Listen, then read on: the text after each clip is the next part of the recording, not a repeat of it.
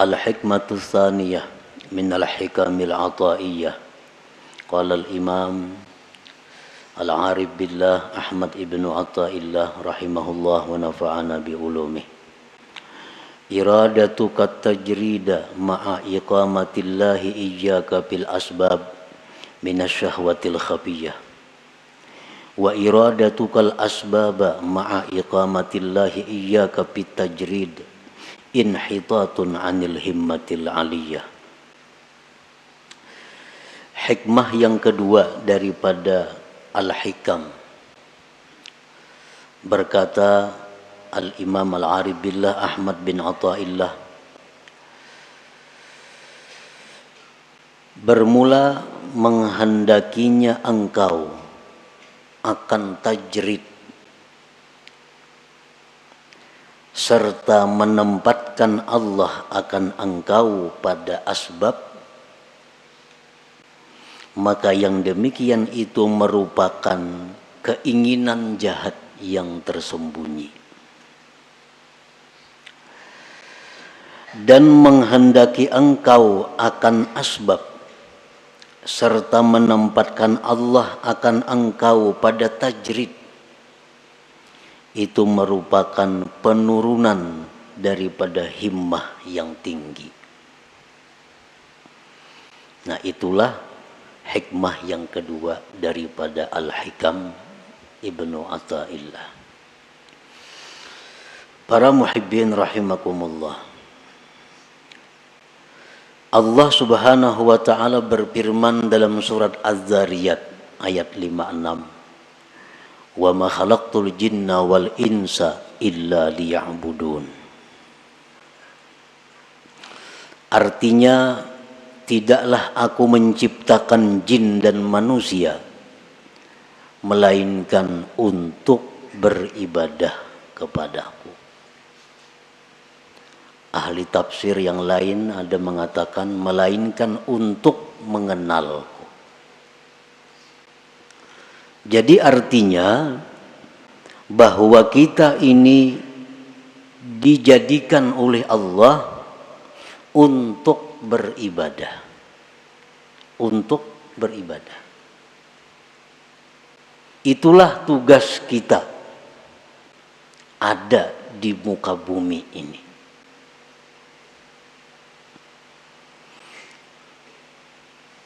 Kita dijadikan Allah untuk beribadah. Maksudnya adalah fungsi utama daripada kita ini mengabdi kepada Allah. Walaupun di dalam diri kita ada fungsi-fungsi lain, tetapi intinya adalah menunjang untuk ibadah. Nabi Yahya alaihi salam waktu berumur di bawah 10 tahun, masih kanak-kanak. Beliau berjalan dari rumah ke Baitul Maqdis, dari Baitul Maqdis ke rumah, masih anak-anak. Dibawai, diajak oleh kakanakan. Yahya, kita bermain-main, yuk sini. Nabi Yahya menjawab, ma khuliqtu lihadza, aku tidak dicipta untuk bermain-main. Ini seorang anak kecil yang sudah mengerti tentang kejadian dirinya. Dibawai bermain-main, dijawab ma khuliqtu lihadza, aku tidak dicipta untuk ini. Karena manusia adalah dicipta untuk beribadah. Artinya bukan kada boleh kita berdagang, bukan kada boleh kita bersenang-senang, bukan kada boleh kita istirahat, bukan kada boleh kita berusaha, kada. Boleh itu. Tetapi apabila sampai masanya ibadah, kembali kepada ibadah. Kegiatan apapun, usaha apapun, pekerjaan apapun, bila sudah tiba waktu ibadah, mesti ibadah. Nah, itu menunjukkan bahwa kita ini dicipta untuk ibadah. Dan itu menunjukkan kita adalah manusia yang sihat, manusia yang sempurna akalnya.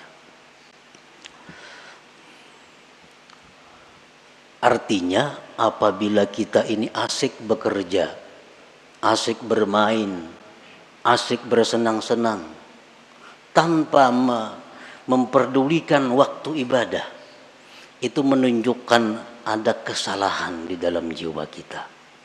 Ada error dalam diri kita. Ada salah yang mesti dibaiki. Yang mesti dibaiki. Asik berdagang, kada tahu hukum Allah halal haram. Asik berdagang, kada tahu waktu sembahyang. Terus berdagang, bertani, bekerja. Ibadah dilupakan. Ini error manusia nih. Kenapa? Karena kada sesuai dengan penciptaannya. Dia dicipta untuk ibadah.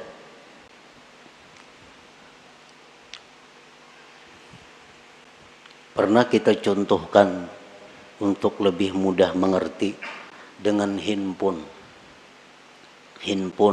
HP. HP itu dicipta fungsi utama untuk apa? Untuk komunikasi. Itu utama. Untuk bepandir kawan di sini lawan jauh di sana. Itu fungsi utama HP. Tetapi di dalam HP itu ada kamera. Dalam HP itu ada pemutar lagu. Dalam HP ada kalkulator. Dalam HP ada permainan. Itu hanya sebagai penunjang. Tapi intinya adalah untuk komunikasi. Nah, sebuah HP yang baik, HP yang baik nih, kita mutar lagu, mengaji umpamanya, putar mengaji. Datang panggilan dari jauh datang, ampihnya mengaji HP, ada panggilan ya. Putus, lagu putus, apapun putus, panggilan datang. Karena HP ini fungsi utama memang untuk panggilan itu. Fungsi utama untuk panggilan. Rahatan menghitung kalkulator di HP. Masuk SMS, pajah kalkulatornya. Timbul pesan masuk ya. Karena fungsi utama HP memang itu, komunikasi. Nah, bila HP kita demikian, berarti baik HP-nya. Baik ini HP. Tapi apabila kita asik memutar lagu, putar lagu, panggilan orang kada masuk lagi, SMS kada masuk lagi, aur lagu harus berbunyi, ini HP error. HP ini sudah kada beres lagi. Kenapa? Panggilan orang kada masuk. Karena memutar lagu, memeriksa gambar, kada masuk lagi panggilan orang. Ini HP sudah perlu dibaiki. Dan HP ini murah, rusak.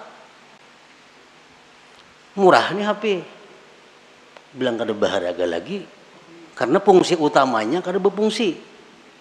Nah, demikian manusia yang sibuk dengan pekerjaan tanpa menghiraukan ibadah, ini manusia adalah murah harganya di sisi Allah Subhanahu wa ta'ala.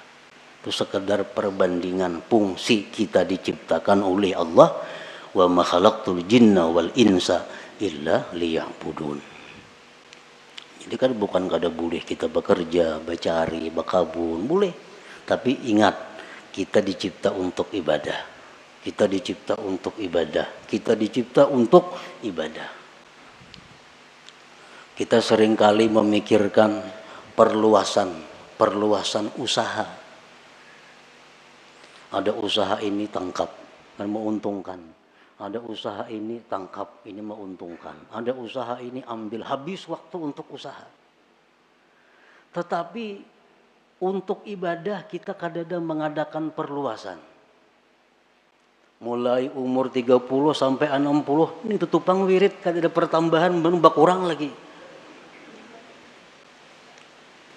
Yasin bermaghrib semacam berpuluh-puluh tahun kada ada peningkatan.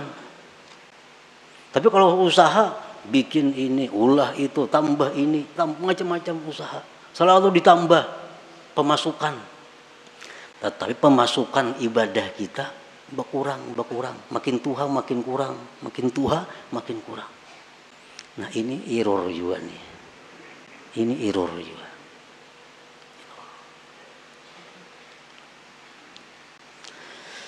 Nah jadi selalu kita ingat bahwa kita ini dicipta untuk ibadah. Ada orang-orang dahulu yang ditulis di tangannya. Di tangan ditulis khuliqtu lil ibadah. Aku dicipta untuk ibadah. Jadi bila hendak kemana-mana, oh aku dicipta untuk ibadah. Bukan untuk kedekaruan, bukan untuk itu ini. Aku dicipta untuk ibadah. Nah para muhibbin rahimakumullah. Jadi tugas kita ini ibadah. Kita tidak bisa beribadah kepada Allah tanpa ada sarana dan prasarana. Karena ibadah ini memerlukan berbagai macam. Ibadah memerlukan kekuatan tenaga supaya bisa bergerak. Supaya bisa sembahyang, supaya bisa naik haji, supaya bisa umrah, itu perlu kekuatan. Makanan, minuman. Untuk beribadah kita perlu pakaian. Untuk beribadah kadang-kadang perlu kendaraan. Untuk beribadah perlu tempat. Banyak keperluan kita agar kita bisa beribadah. Nah, untuk mencukupi keperluan kita beribadah ini, Allah ada menyediakan dua tempat yang kita duduki, yang kita jalani. Untuk mendapatkan keperluan ibadah, ada dua cara yang diberikan Allah. Ada dua tempat yang diberikan Allah. Pertama namanya asbab. Yang kedua namanya tajrid. Nah, ya tadi iradatuka tajrid ma'a ikamatillah iyyaka bil asbab inna syahwatil khafiyah wa iradatukal asbab ma'a ikamatillahi ta'ayyaka bit tajrid inhitatun anil himmatil aliyah. Jadi ada dua untuk mencukupi kebutuhan ibadah nih. Ada asbab, ada tajrid. Asbab ini apa artinya? Ya sebab bekerja, berdagang, bertani, menuri, beternak, jadi guru, pegawai. Ini asbab. Artinya apa? Dia mendapatkan kecukupan ibadahnya melalui pekerjaan-pekerjaan. Nah ini asbab namanya. Ada orang yang ditempatkan Allah di situ untuk mendapatkan keperluan ibadah. Inya menure lebih suka hanya kau masak, berdagang kayak hanya nukar baju, berdagang hanya kawan nukar ini untuk ibadah. Ada orang yang ditempatkan Allah di situ. Nah yang kedua, ada orang yang ditempatkan Allah di satu makam namanya tajrid. Ini orang dalam rangka mencukupi keperluan ibadahnya kada perlu berusaha. Dia telah dicukupi. Contohnya warisan banyak. Banyak isi warisan. Ini kada becarian. Bulan ini datang nang saham di anu. Bulan akan datang nang di anu. Di rumah aja begana, datangan duit ke rumahnya. Nah ini orang ditempatkan Tuhan di makam tajrid ngarannya. Kan ada ya kalau kayak itu orang. Nang kada berusaha, betoko kada, beternak kada, betani kada, apa kada. Tapi duit banyak berisi datangnya. Sarabanya ada, beribadah apa kawa. Nah ini ngarannya di makam tajrid, diandak Tuhan orang ini.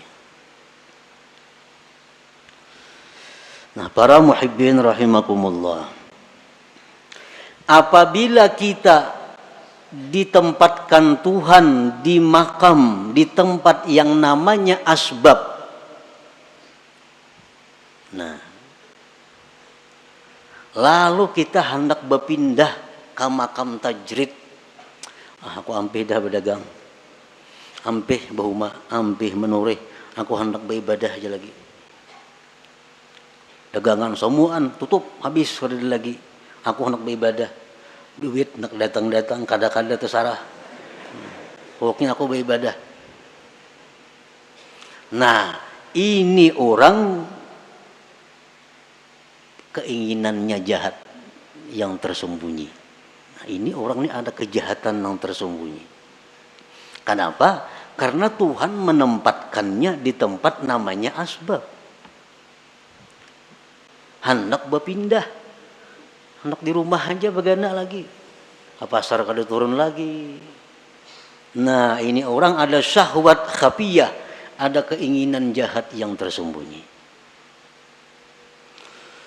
Orang yang selama ini duduknya ditempatkan Allah di makam tajrid, sudah nyaman nih. Tiap bulan ada kiriman, tiap bulan ada. Kada pernah talantar memakan pakai apa cukup. Berpikir nukar kabun, anak bakabun agena aku nih. Nah, anak bakabun. Padahal bertahun-tahun dak begana di rumah aja. Beribadah agawian datang duit. Kalinya membuka kios di muka rumah. Nah, membuka kios. Ini ngarannya inhitat minal himmatil aliyah. Ini turun tingkat ngarannya. Turun ini. Ada penurunan himmah yang tinggi. Inhitatun minal himmatil aliyah. Nah, para muhibbin rahimakumullah. Sekarang kita mengetahui di mana Allah menempatkan kita. Ini yang perlu kita tahu. Apakah Allah sekarang ini menempatkan kita di satu tempat yang namanya asbab untuk mencukupi kebutuhan ibadah kita? Ataukah sekarang ini Allah sudah menempatkan kita di makam tajrid untuk mencukupi kebutuhan ibadah kita? Ini perlu diketahui. Tandanya orang-orang yang ditempatkan Allah di makam asbab, nang berdagang, bertani, bekerja. Tandanya orang yang direstui Allah untuk itu. Ada 6 tanda. Bila 6 tanda ini ada pada kita, berarti kita direstui Allah duduk di situ. Jangan hendak pindah ke makam tajrid, ke makam nang kada berusahaan lagi. Tetapi bila mana 6 tanda ini ada sesuatu nang kada kita miliki, kada bisa kita dapatkan, berarti itu isyarat kita mesti pindah kepada makam tajrid. Nah, demikian pula sebaliknya, makam tajrid. Apakah dia di makam tajrid ini sudah diridhai Allah? Ada tandanya. Bila tandanya ini kada pas, berarti itu isyarat agar pindah kepada asbab berusaha.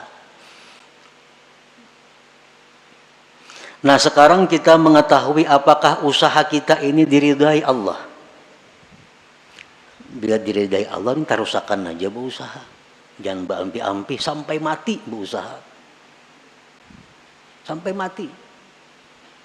Jangan berampi-ampi kalau memang di situ diridhai Allah. Nah, tandanya apa? 1, husulul kifayah wal muasah lil fuqara wal masakin. Pertama, usaha kita yang kita jalankan selama ini cukup untuk keperluan kita dan bisa membantu orang lain. Dagangan kita, usaha kita, hasilnya itu cukup untuk kebutuhan kita, bahkan bisa membantu orang lain. 1. Yang kedua, la yulhihil asbab an zikrillah. usahanya yang selama ini dia jalankan kadang melalaikan dia daripada zikrillah. Sembahyang berjamaah nyakawa, nya tokonya parak masjid, yang berjamaah kawa, ke pengajian aktif kada terganggu, baca Quran sekian juz sehari kawa. Usahanya kadang mengganggu dia daripada zikrullah. Nah, ini tanda yang kedua, tanda kita ini diridai Allah dalam kedudukan berusaha. Yang ketiga, la yajurruhul asbab ila ma harramahullah. Usaha kita ini kadang menarik, membawa kepada yang diharamkan Allah. Nah, usaha kita nih kadang menarik kepada sesuatu yang diharamkan Allah.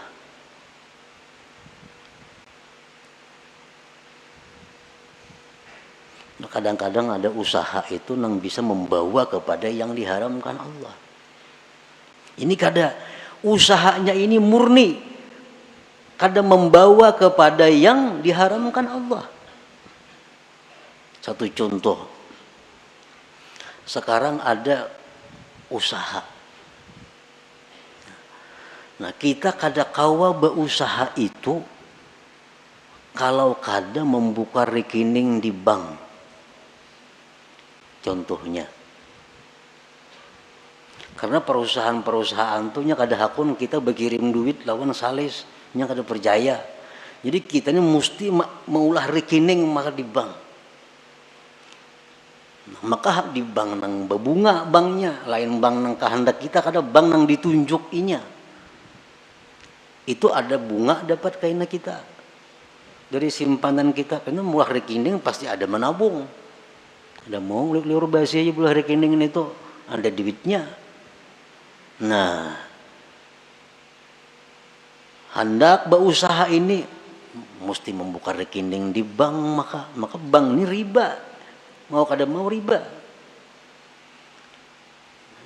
Ini ngarannya sudah membawa kepada yang diharamkan.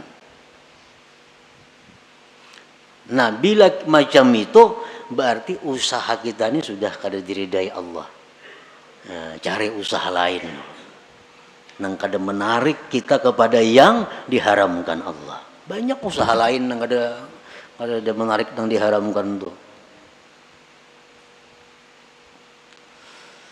Yang keempat, muasyaratul abrar.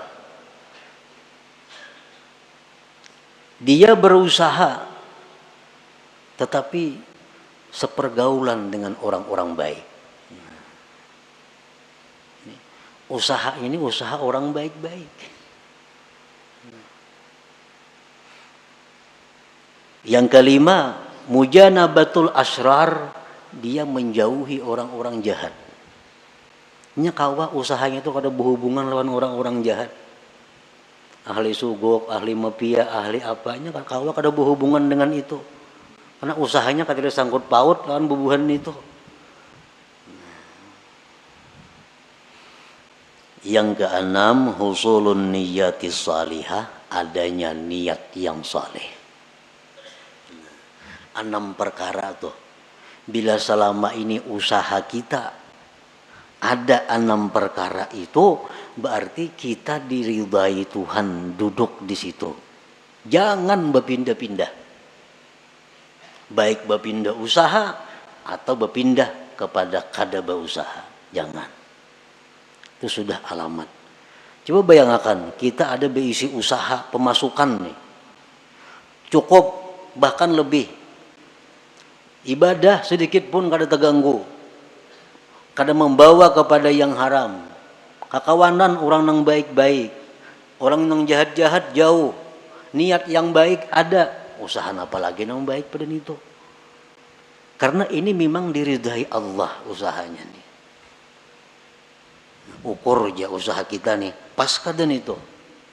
Bila kada pas, usaha kita kada diridai Tuhan. Kita mesti pindah pada usaha itu kalau hendak baik, kalau hendak selamat. Bila ditarusakan bahaya. Kada percaya buktiakan lah kaina.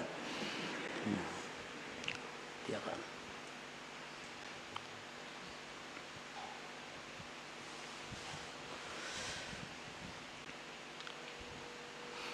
Kalau kita berusaha macam-macam dah usaha dicari, kada mau cocok. Berusaha ini gagal, berusaha ini gagal, cari usaha ini, kada mau baik juga berusaha, macam-macam cara sudah, ada nang baik, cuma ada haramnya.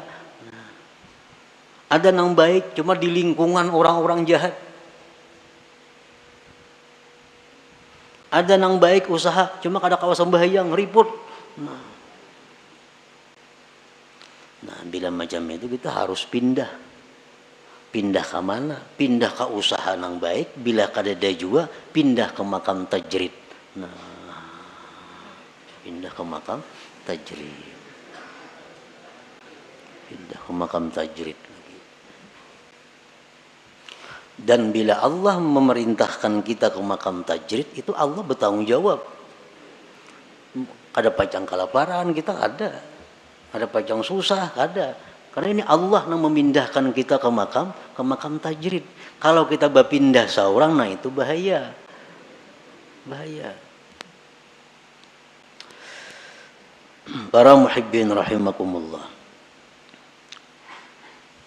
Jadi dalam usaha itu diperlukan juga niat yang baik. Karena usaha ini menentukan sabilillah atau sabilis syaitan itu diniat. Usaha sama, turun katuku sama, buliknya sama, bulihinya duitnya sama. Tapi saya kong niatnya salah, fisabilis syaitan. Saya kong niatnya baik, fisabilillah. Nah, jadi niat. Orang yang usahanya diridai Allah itu dia mudah untuk mendapatkan niat-niat yang baik itu. Apa niat yang baik? Kita berusaha. Satu, ibtigha'u fadlillah. Kita berusaha itu mencari anugerah Allah. Anugerah Allah. Fadlillah, anugerah Allah itu lebih khusus daripada rezeki. Berusaha jangan niat mencari rezeki, jangan. Berbahaya. Kenapa? Sebabnya dalam mazhab ahlu sunnah wal jamaah ar-rizku yasmalul halala wal haram. Rezeki itu termasuk nang halal dan haram. Makanya doa rizkan halala, jangan supaya rezeki nang halal. Kalau kita berniat mencari rezeki, nah itu salah. Rezeki itu bisa halal, bisa haram. Jadi niat kita berusaha itu mencari fadlillah, anugerah Allah. Nah, itu niatnya. Karena anugerah Allah itu, fadlillah itu dicontohkan dalam Al-Quran. Dalam surat Jum'ah. فَإِذَا قُضِيَتِ الصَّلَاةُ فَانْتَشِرُوا فِي الْأَرْضِ وَابْتَغُوا مِنْ فَضْلِ اللَّهِ وَاذْكُرُوا اللَّهَ كَثِيرًا لَعَلَّكُمْ تُفْلِحُونَ. Nah, jadi artinya anugerah Allah itu letaknya di antara dua zikir. فَإِذَا قُضِيَتِ الصَّلَاةُ bila tuntung sembahyang. Fantasiru fil ardi, bertebaranlah kamu di muka bumi. Wabtaghu min fadlillah, carilah anugerah Allah. Wazkurullah, berzikirlah kamu kepada Allah. Nah, jadi berusaha itu hendaknya turunnya berdoa, berzikir. Nah, di toko pun berzikir dan berdoa juga. Itu dapat anugerah Allah. Jadi niat yang pertama itu berusaha anugerah Allah nang dicari. Fadlillah tadi.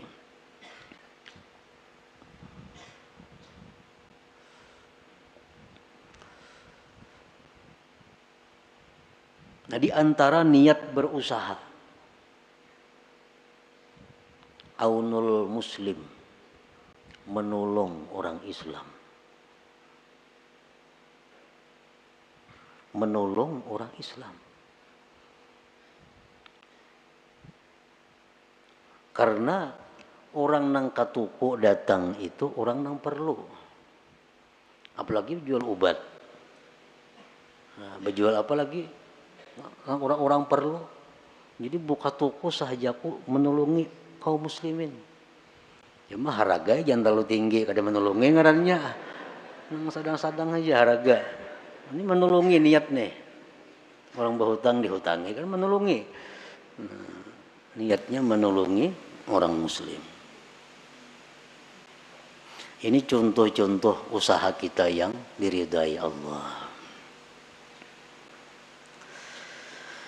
Idza wajada ma dzukir la yantakilu ila tajrid illa bi amri syaikhihi aw bi isyaratin wadihatin ka ta'azzuri ma dzukir min kulli wajhin.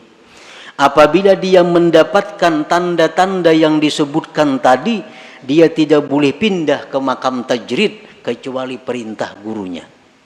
Nah, kecuali perintah guru. Yang ini berusaha padahal bagus. Semua tanda yang baik itu sudah ada padanya. Cuma aja guru macam pindah. Sekarang ikam kawani aku di rumah aja begana, aku makan jo ikam. Nah, terpaksa mau ada mau. Ampe berusaha tuh. Ada jalan lain lagi, ampe. Tajrid. Karena perintah guru. Au bi isyaratin wadihah, atau ada isyarat yang nampak seperti uzur yang disebutkan dari segala sisi. Kada kawa berusaha cobai ini, kada kawa. Cobai berusaha ini untung, cuma terganggu ibadah. Berusaha ini kau beribadah rugi. Berusaha ini akhirnya kembali kepada nang haram. Kada kawa dicoba-coba semacam-macam, kada kawa jo ibadah usaha nang baik. Nah, itu artinya isyarat dari Allah pindah. Jangan di situ lagi begana. Kada usah lagi beribadah aja sudah kepada Allah. Nah, pindah ke makam tajrid ngarannya. Nah, para muhibbin rahimakumullah. Nah, kemudian orang-orang yang sekarang ditempatkan Allah di makam tajrid, itu ibu-ibu rumah tangga nang dicukupi suaminya, itu makam tajrid. Tugas ibu-ibu apa di rumah? Kamarian datang nah, duit sagan dapur, sagan itu, sagan ini dikelola oleh ibu rumah tangga. Itu sudah makam tajrid. Jangan nak berusaha menambah usaha bini-bini nih. Kalau sudah dicukupi. Nah, alamatu ikamatillah fit tajrid, alamat Allah menempatkan dia di makam tajrid, makam nang kada berusahaan. Pertama, yassara lakal kifayah. Allah mudahkan bagi engkau kecukupan. Selama ini kita kada berusaha apa-apa, berdagang apa kadada, umpat saham di mana kadada, apa kadada. Tapi selalu cukup. Makan, pakai apa, cukup aja datangnya. Itu satu. Ini tanda bahwa Allah menyuruh kita, ini aja sudah kada usah berusaha. Yang kedua, tandanya ja'ala nafsaka mutmainnatan 'inda adami husuliha. Allah jadikan diri engkau tentram, tenang ketika ketiadaannya.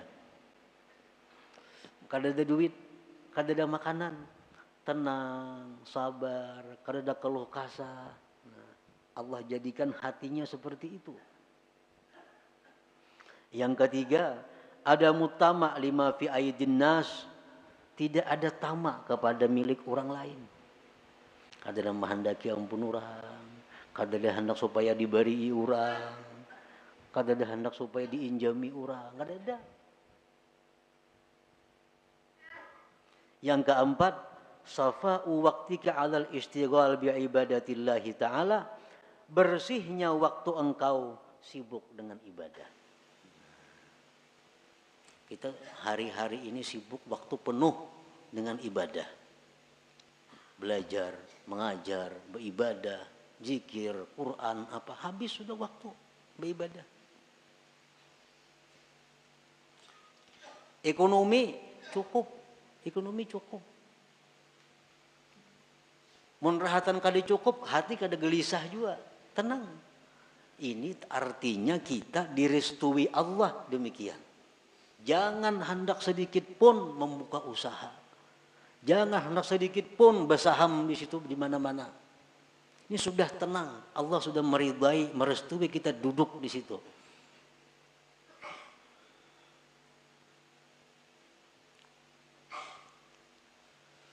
Idza wajada ma dzukir la yantakilu ilal asbab illa bi amri syaikhihi au bi isyaratin wadihah kata azzuri ma dzukir. Bila sudah orang itu mendapatkan yang disebutkan tadi, kecukupannya mudah, dirinya tenang, mun kada berduit, kada ada tamak lawan ampun orang, waktu penuh dengan ibadah beisi, jangan berpindah kepada asbab, kepada usaha, kecuali perintah guru. Kecuali guru nyuruh jam berdagang di guru. Atau ada isyarat yang nampak seperti uzur yang disebutkan, seperti kada bisa yang disebutkan itu. Dahulu pemasukan bagus, lancar, hati tenang, munnya kada berduit, waktu penuh dengan ibadah. Sekarang pindah masjid, masjid ngerancak mengirimi tiap bulan, kada lagi ngirimi,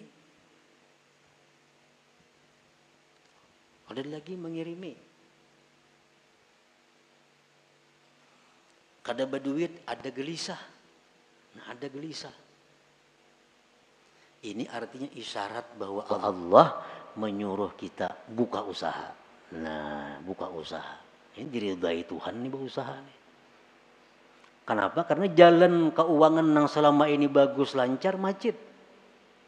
Dan hati kenapa dulunya tenang, sekarang kada nyaman hati. Ya, itu artinya isyarat bahwa Allah menyuruh sudah berusaha. Atau kada kau menggunakan waktu beribadah. Kiriman lancar, samuan bagus.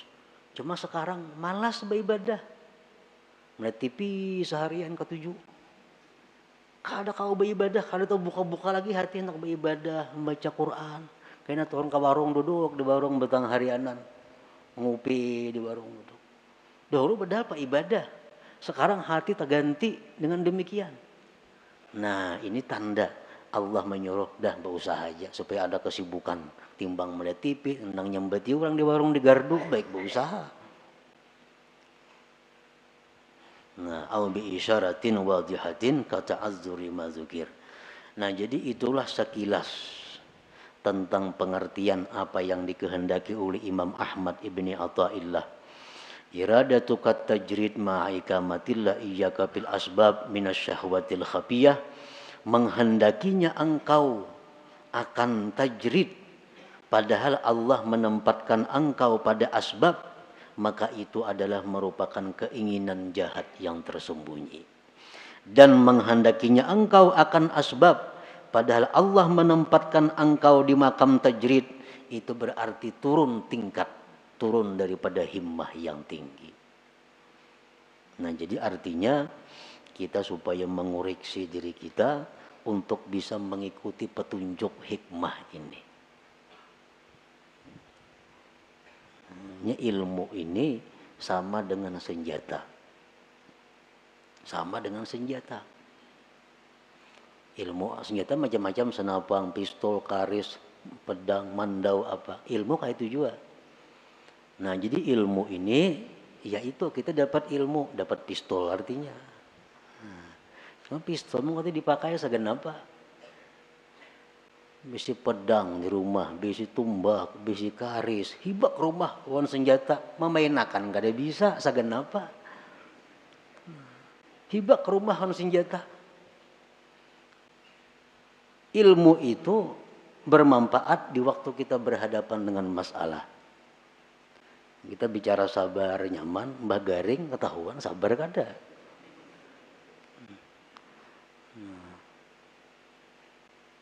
Sabar, sabar di sakit, sabar musibah, sabar apa. Samuan tahu kita hadis-hadisnya ini, fadilatnya ke surga. Mbah kita takana, nah itu nang ianya. Jadi hikmah ini adalah untuk kita jadikan petunjuk, jadikan jalan untuk diri kita. Apakah selama ini kita sudah duduk di tempat yang direstui Allah? Munnya kada, jangan bagana, pindah. Cari tempat nang dimana Allah restu, ridha kepada kita. Nah selanjutnya al-hikmatus salisah, hikmah yang ketiga. إلى حضرة النبي صلى الله عليه وسلم الفاتحة أعوذ بالله من الشيطان الرجيم بسم الله الرحمن الرحيم إياك نعبد وإياك نستعين اهدنا الصراط المستقيم صراط الذين أنعمت عليهم يا الله بها يا